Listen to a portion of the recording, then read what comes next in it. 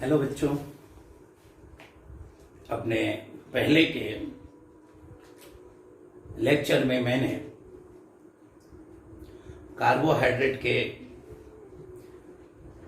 विभिन्न प्रकारों की चर्चा की है, जिसमें मैंने स्वाद के आधार पर उनका वर्गीकरण, प्रवृत्ति के आधार पर उनका वर्गीकरण किया है। लेकिन आज जो मैं आपको जो लेक्चर डिलीवर कर रहा हूं, उसमें कार्बोहाइड्रेट का जो मुख्य वर्गीकरण कहिए, इसमें कार्बोहाइड्रेट को उसके जल वियोजन के आधार पर, यानी हाइड्रोलाइसिस के आधार पर वर्गीकृत किया जाएगा। अर्थात यह हुआ कि किसी भी कार्बोहाइड्रेट को यदि मैं अम्लीय माध्यम में जल के साथ अभिक्रिया करता हूं, तो वह कितने सरलतम रूपों में टूट सकता है, इस आधार पर आज हम कार्बोहाइड्रेट का वर्गीकरण करेंगे। कहने का मतलब यह है कि मान लिया जाए कि कोई कार्बोहाइड्रेट, जैसे मान लिया जाए आपका माल्टोज है। माल्टोज को यदि मैं जल के साथ अभिक्रिया कराता हूं तो यह क्या टूट पाता है, और टूटता है तो कितने सरलतम अणुओं को निर्मित करता है। इस बात को हम अपने वर्गीकरण का आधार बनाएंगे कि मान लीजिए कि कोई कार्बोहाइड्रेट टूटेगा, कोई नहीं टूटेगा, टूटेगा तो कितना टूटेगा, इसके आधार पर अगर हम लोग करते हैं तो उसे हम जल वियोजन के आधार पर कार्बोहाइड्रेट का वर्गीकरण कहते हैं। यानी जल वियोजन या अपघटन भी लिख सकते हैं।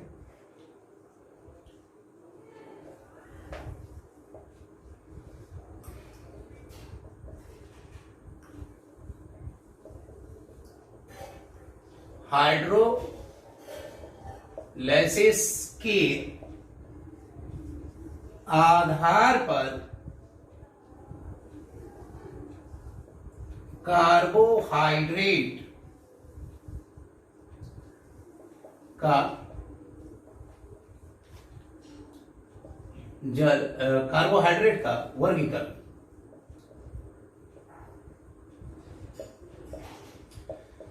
इसके आधार पे यदि मैं कार्बोहाइड्रेट को वर्गीकृत करता हूं तो तीन प्रकार से वर्गीकृत किया जाता है। पहला होता है मोनोसैकेराइड,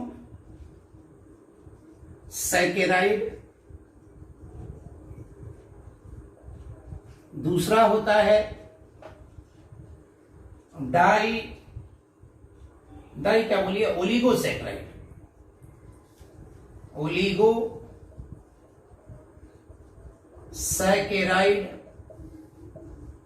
और तीसरा होगा बेटा जी पॉलीसैकेराइड। पॉलीसैकेराइड।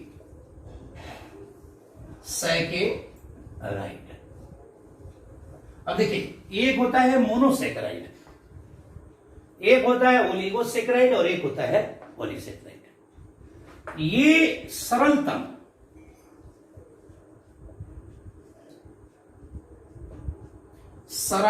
संरचना है कार्बोहाइड्रेट का, और यह है जटिलतम।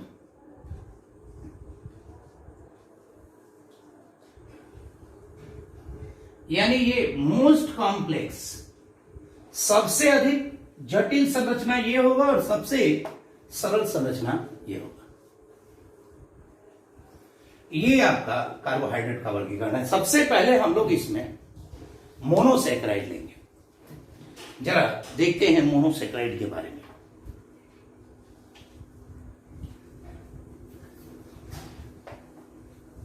देखिए, मोनोसैकेराइड में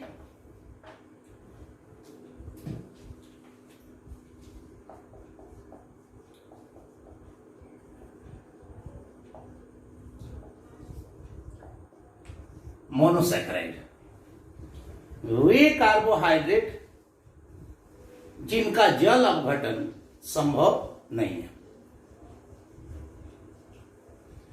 इन्हें अपघटित करके और सरलतम इकाइयों में तब्दील नहीं किया जा सकता है। यह सबसे सरलतम कार्बोहाइड्रेट होते हैं। ये जो होते हैं इन्हें और अधिक सरलतम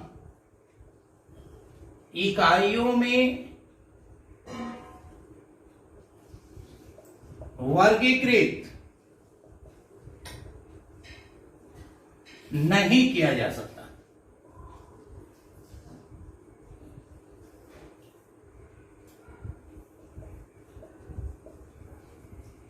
इन्हें और अधिक सरलतम इकाइयों में वर्गीकृत नहीं किया जा सकता है। देखिए बेटा, कार्बोहाइड्रेट का जो सामान्य सूत्र होता है,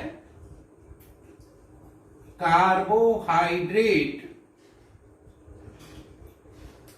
का सामान्य सूत्र सभी जानते हैं, CH होता है और H2O का क्या होता है बेटा? Y होता है। बेटा जी, इसके लिए मोनोसेक्राइड के लिए H बराबर Y होता है, माने जहां H और Y का मान बराबर होता है, और इसको हम n अगर मान लेते हैं, दोनों का मान बराबर, तो ये क्लियर है कि n का मान जो होगा 3 से 7 के बीच होगा। अब मान लिया जाए कि, अब देखिए इसका जनरल फॉर्मूला क्या हो गया, CnH2O का n, या फिर हम ऐसे भी लिख सकते हैं CH2O का n। अगर 3 रखते हैं, मान लीजिए n बराबर 3 रखते हैं, तो CH2O का 3, अब 3 से अंदर मल्टीप्लाई करेंगे तो क्या हो जाएगा, C3, 3 टू 3 2 6, यानी H6। अब देखिए 3 है तो इसे ट्राइओस कहेंगे। क्या कहेंगे? ट्राइओस।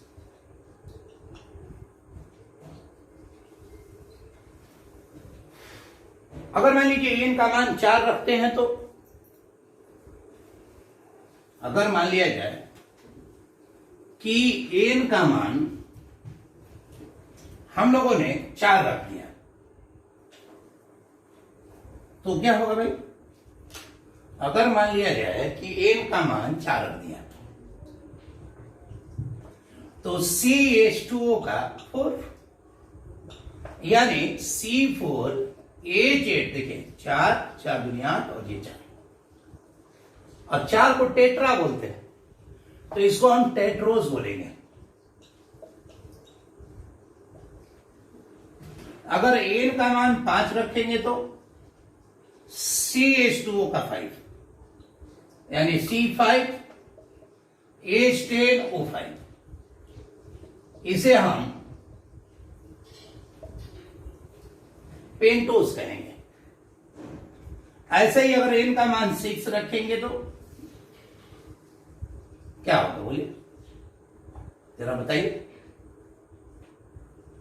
CH2O का 6, यानी C6H12O6। ये बेटा जी हेक्सोस का आएगा। हेक्सा माने 6, हेक्सा, तो हेक्सोस, यानी अगर 6 कार्बन होते हैं तो हेक्सोस, 4 होते हैं टेट्रोज, 5 होते हैं पेंटोज, 3 होते हैं ट्रायोज, 7 होगा हेप्टोज, 7 से ज्यादा होगा नहीं। तो इस प्रकार अगर हम देखते हैं तो कुल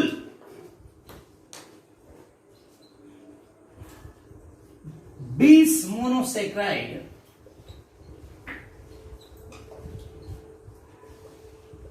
प्रकृति में पाए जाते हैं।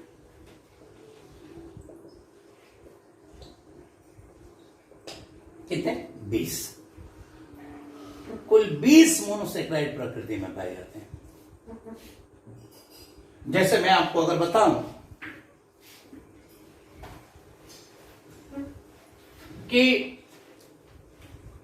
जैसे हेक्सोस की बात करें तो आपने सुना है ग्लूकोज का भी यही फॉर्मूला होता है,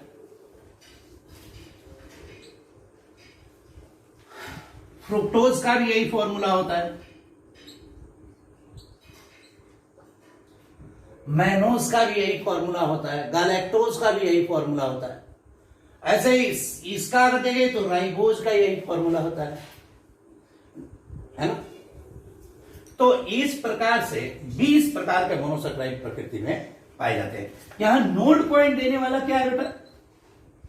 नोड पॉइंट में आपको यह बताना चाहता हूं कि अगर n का मान 1 रखते हैं तो क्या होगा बोलिए? CnH2O का CH2O का 1, तो ये हो जाएगा CH2O। अगर इसको सिस्टमैटिक लगाएंगे बेटा तो HCHO होगा, देखिए HCH2O। बेटा ये फॉर्मूला तो है कार्बोहाइड्रेट का, परंतु ये कार्बोहाइड्रेट नहीं है, ये है फॉर्मेल्डिहाइड, एक एल्डिहाइड ग्रुप है, फॉर्मेल्डिहाइड। इसी प्रकार यदि मैं 2 भी रखता हूं तो C2H4O2 यानी CH3COH है,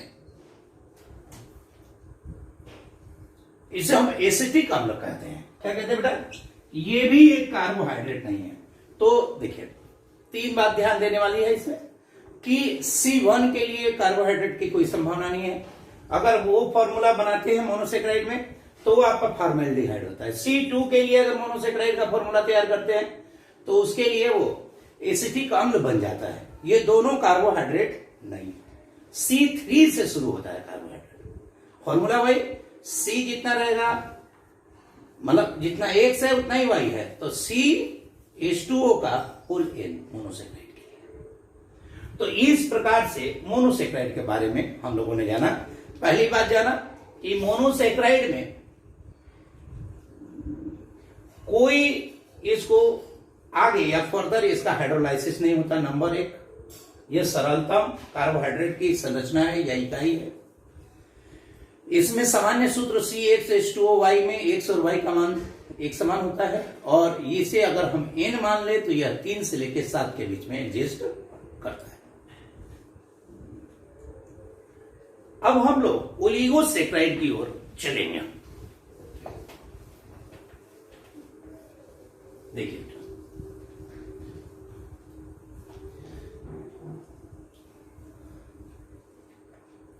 ओलिगोसेकेराइड,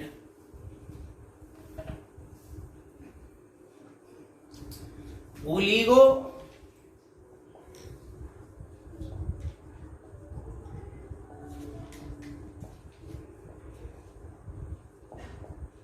अब ये देखिए ओलिगोसेकेराइड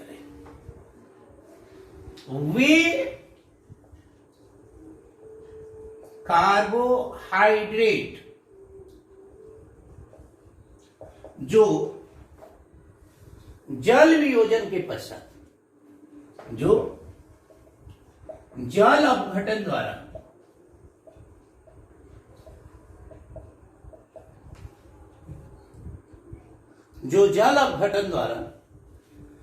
दो मोनोसैकेराइड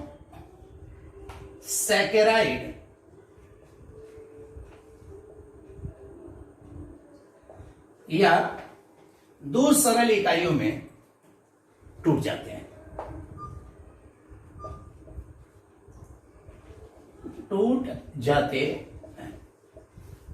दो मोनोसैकेराइड में टूट जाते हैं। मतलब ये हुआ ओलिगोसैकेराइड में केवल 2 नहीं बोलिए, 2 से लेके 10 तक, 2 से 10 मोनोसैकेराइड में टूट जाते हैं।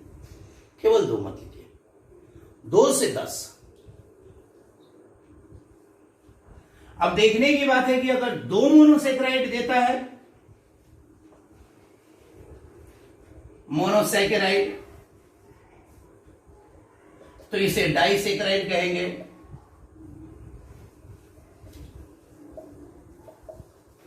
अगर ये 3 देता है तो ट्राइसैकराइड कहेंगे।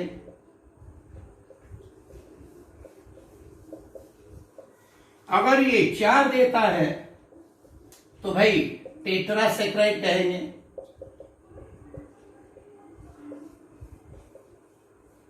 अगर ये 5 देता है, बोलिए, तो क्या कहेंगे? पेंटा। 6 देगा तो हेक्सा। 7 देगा तो हेप्टा सेक्राइड। 8 देगा तो ऑक्टा, नोना और डेकासेक्राइड। यानी ओलिगोसेक्राइड वे कार्बोहाइड्रेट होते हैं जो जल अपघटन द्वारा 2 से लेके 10 मोनोसेक्राइड का निर्माण करते हैं। अब देखिए, इसमें जो महत्वपूर्ण चीज है उस चीज को जरा सा देखा जाए। ओलिगोसेक्राइड जो है अपने पास, वो देखिए, ये 2 से 10 मोनोसेक्राइड देता है।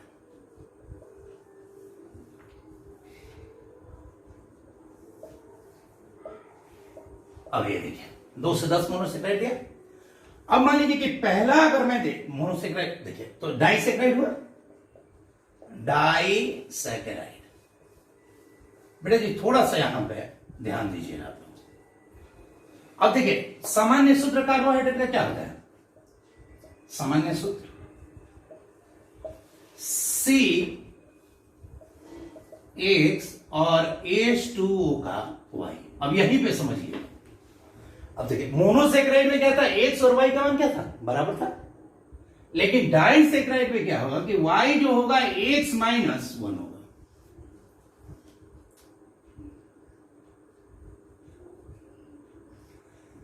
मतलब ये कि अगर मैं C12 लेता हूं,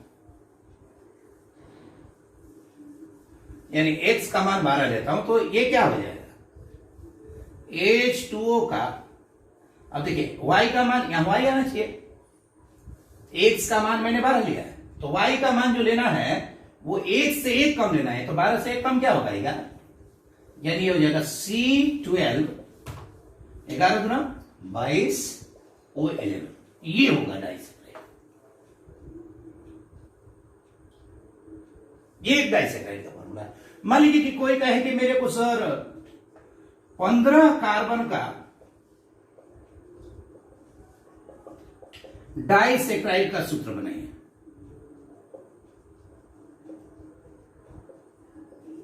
या मान लीजिए 16 कार्बन का, 15, 16 कुछ भी ले सकते हैं। अब देखिए तो C का मान अगर मैं 16 रखता हूं तो H2O क्या होगा? 16 से 1 कम, क्योंकि Y का मान 1 से 1 कम रखना है। तो यानी ये हो जाएगा 15। तो क्या हो जाएगा? ये C 16 कितना हो गया? 15 दूना 30 और O 15। ये भी एक डाइसेक्राइड है। इसके बहुत सारे उदाहरण हैं।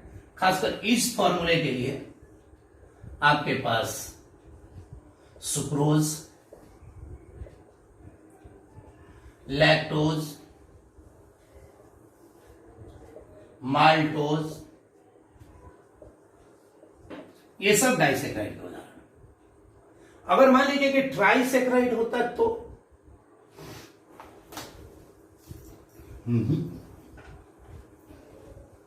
देखिए, अगर ट्राइसेक्राइड होता,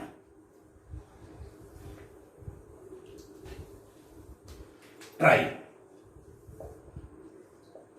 अब ट्राइसेक्राइड में क्या होता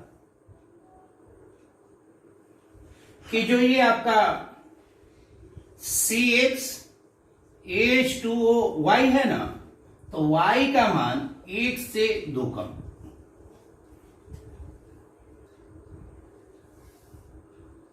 जैसे मान लीजिए C18 लेते हैं, तो अब देखिए X का मान 18 लिया है, तो Y का मान इससे 2 कम होना चाहिए। तो यह 18 है तो कितना होना चाहिए? 16। यानी ये हो जाएगा H2O का 16। तो कितना हो गया बेटा? C18 H32 और O16, ये ट्राइसेक्राइड है, ये रैफिनोज है।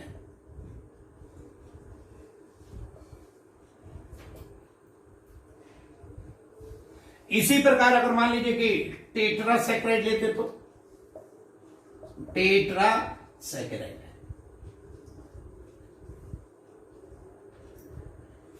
तो यहां पे Y का मान जो होगा 1 से 3 कम होगा। देखिए एक चीज ध्यान दे रहे हैं बेटा, मोनो में दोनों बराबर, डाई में 1 कम, ट्राई में 2 कम, टेट्रा में 3 कम, पेंटा में 4 कम, ओक्टा में कितना होगा? 7 कम होगा।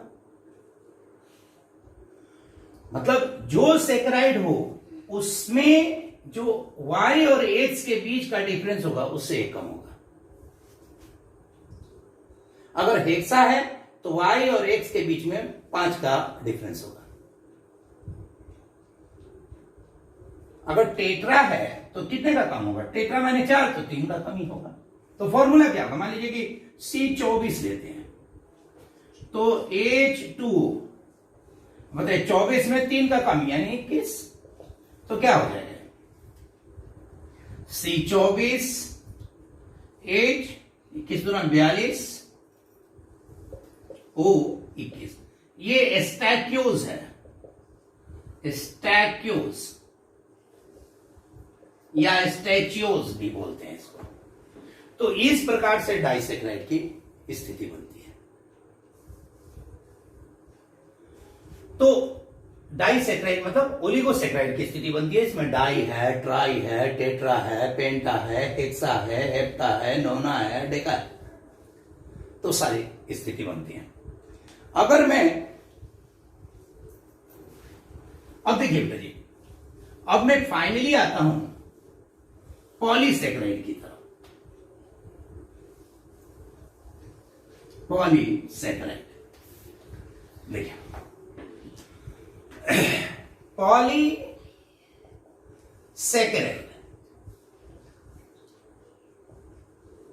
माने वे कार्बोहाइड्रेट जो जल अपघटित या जल अपघटन के द्वारा 10 से अधिक मोनोसेक्राइड उत्पन्न करते हैं। माने ये जो होते हैं वे कार्बोहाइड्रेट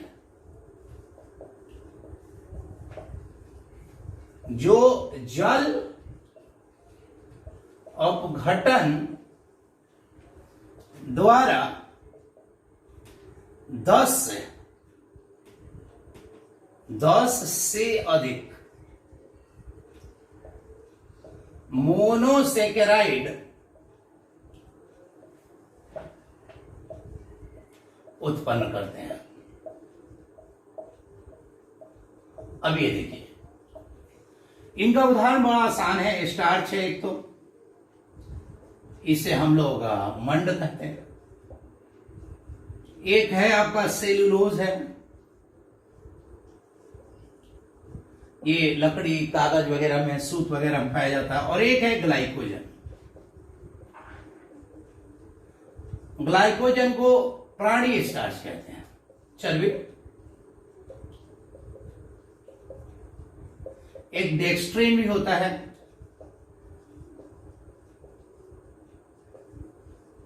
तो ये स्थिति बनती है। इनका जो सामान्य सूत्र होता है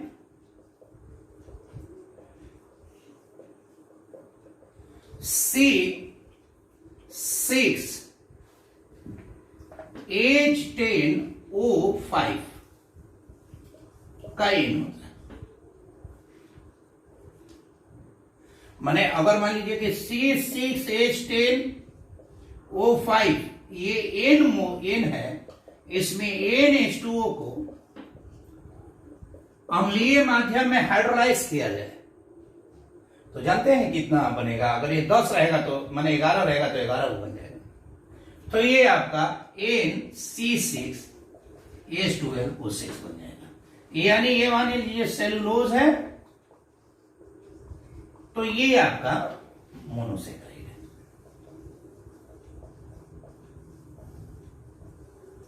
है। यहां 10 है और 2 12 और ये 5 और 1 6। जितना ये रहेगा, मतलब 12 रहेगा तो 12 लेंगे, 20 रहेगा 20 लेंगे, 100 रहेगा 100 लेंगे, जितना लेगा उतना ही लेना। तो ये आपका पॉलीसेकेराइड है। तो अभी तक के तीनों प्रकारों को जो हम लोगों ने देखा, उसमें हम लोगों ने ये देखा कि जो आपका मोनोसेक्राइड हो या ओलिगोसेक्राइड हो या पॉलीसेक्राइड हो, ये सब ही जल हाइड्रोलाइसिस के बाद कोई टूट रहा है, कोई नहीं टूट रहा है। अगर नहीं टूट रहा है तो मोनोसेक्राइड, अगर 2 से 10 तक टूट रहा है, दे रहा है टूटकर, तो ओलिगोसेक्राइड, उससे अधिक दे रहा है तो पॉलीसेक्राइड। एक बेटा फिर से मैं नोट पॉइंट दूंगा आपको, मतलब 2 ऐसे कार्बोहाइड्रेट हैं जो इसके सामान्य सूत्र का पालन नहीं करते हैं। एक तो है बेटा जी डीऑक्सी राइबोस, ये होता है C5H10O4। ये बेटा जी डीएनए में पाया जाता है।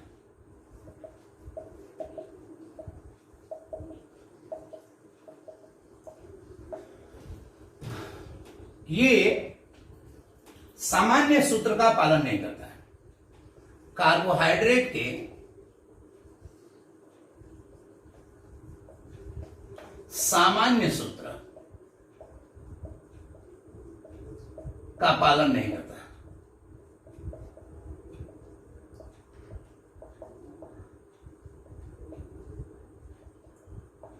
और एक ठीक इसी प्रकार होता है C6H12, तो O5 हो जाता है। एक एक ऑक्सीजन ये लोग लॉस कर जाते हैं। हैमनोज बोलते हैं इसको, हैमनोज।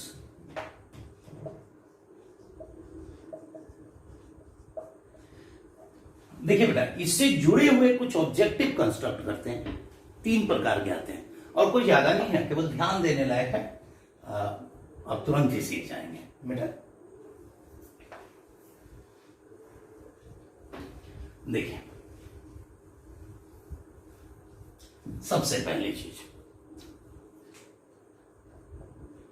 क्वेश्चन ये आता है कि मान लीजिए कि दे देगा कि जैसे एक तो डाइसेक्राइड है C12H22O11। अब ये देखिए, ये 3 है। अगर ये सुक्रोज है तो ये चीनी में पाया जाता है, इसे केन शुगर बोलते हैं।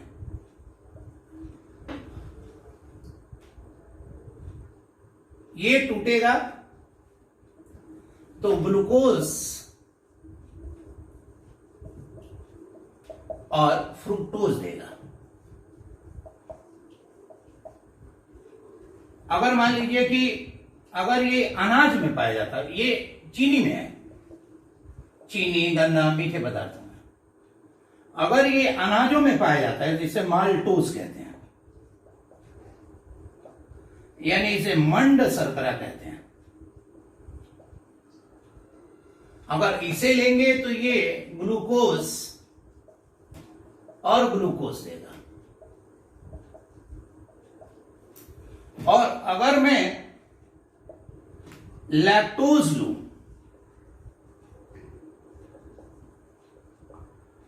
यानी दूध शर्करा, तो ये आपका ग्लूकोज तो देगा ही, प्लस में गालैक्टोज देगा। ये देखिए, इसी प्रकार ये डाई का है, डाइसैकराइड का। अब इसके लिए क्या होना चाहिए, देखिए C12H22O11। अब ये देखिए, ये x का मान है और ये कितने का, y का मान है। दोनों में कितने का अंतर है, 1 का अंतर है। तो जितना अंतर है उतना ही वाटर मॉलिक्यूल यूज करना है। तो यहां पे एक H2O लीजिए और यहां अम्लीय माध्यम क्रिएट कीजिए और सीधे आप C6H12O6 और C6H12O6। अब कुछ भी हो सकता है, ग्लूकोज भी ये है, गैलेक्टोज का भी यही फॉर्मूला है, फ्रुक्टोज का भी यही फॉर्मूला है। आंतरिक रूप से संरचनाएं विभिन्न हो सकती हैं, उसकी चर्चा आगे के लेक्चर में की जाएगी, लेकिन ये इसकी स्थिति है।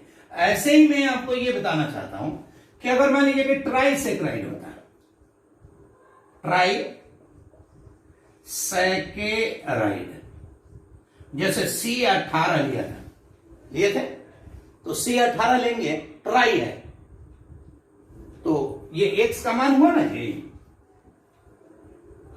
तो Y का मान क्या होगा, ट्राई है 3, तो 2, 1 कम, तो यानी ये H माने 16 होना चाहिए, 18 है तो 16, तो H 32 और वो 16।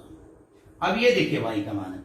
अब मैं कितना वाटर लूं, इन दोनों में कितने का अंतर है, 2 का, तो 2H2 ले लीजिए, 2H2।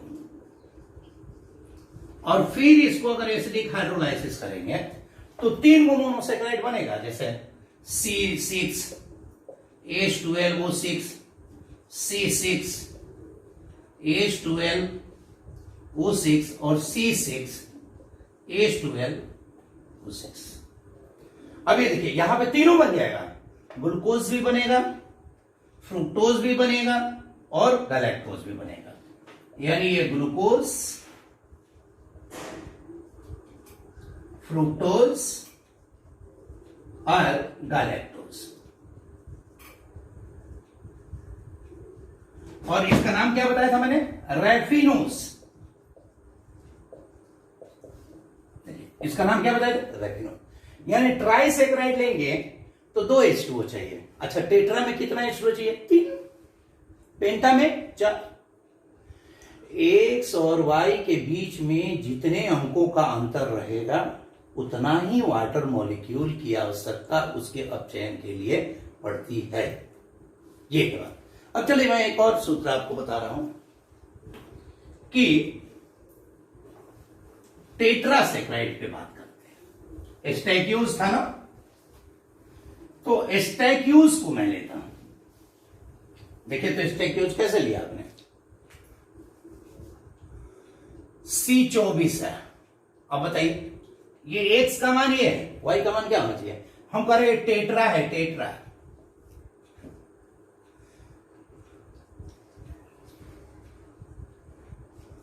टेट्रासेकेराइड है, टेट्रा मान इससे 1 कम, यानी 3 का अंतर होना चाहिए। तो 3 माने 21, जैसे 24 में से 3 गया 21 हुआ ना, तो H2O, तो ये देखिए H2O का 21 होता, तो ये हो जाता 42 और ये हो जाता 21, यानी H42O11। अब देखिए 21, अब ये Y है। अब बताइए कितना H2O लेना चाहिए, इन दोनों का अंतर कितना है, 3। जब 3 अंतर है तो 3 H2O लीजिए। अब 3 H2O लेंगे तो यहां 4 मोनोसेकेराइड बनेगा। क्यों भाई, क्योंकि ये टेट्रासेकेराइड है। तो ये हो जाएगा C6H12O6, C6H12O6, C6H12O6, C6H12O6। Glucose, fructose, galactose और मैनोज, ये देखिए ये 4 बनेगा। इसी प्रकार से अब कोई हमको जैसे क्वेश्चन ये आस्क करता है कि C40 वाला हमको पेंटासेकेराइड बनाइए, C40 हो और पेंटासेकेराइड।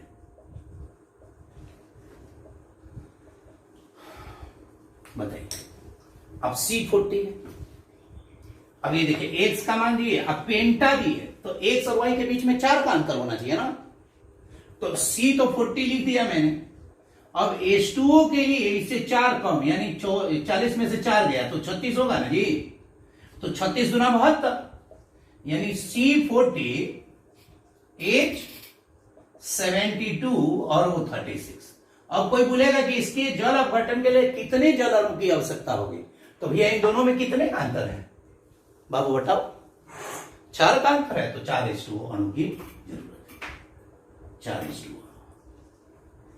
ठीक है, एक तो ये क्वेश्चन आएगा। कभी कभी ये पूछ देता है कि जैसे मान लीजिए कि C50, H 90, O 45, ये कौन सा सैकराइड है बताइए? X का मान कितना है बेटा? 50। Y का मान कितना है बेटा? Y का मान है 45। तो अब Y बराबर था X माइनस N।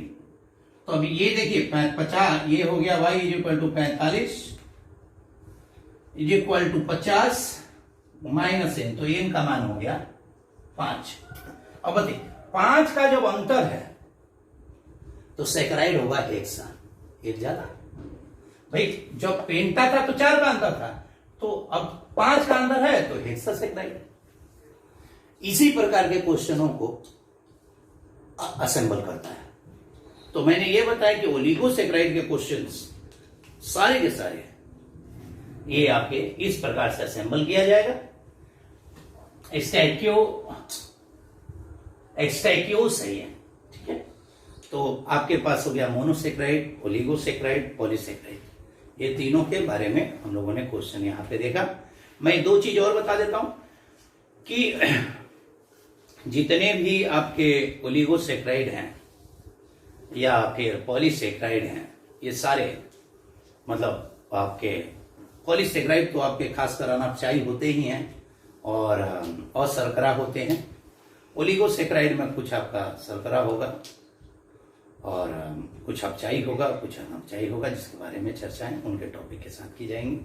इनको बार बार रिवाइज कीजिए और लगातार देखिए, शेयर कीजिए। Thank you.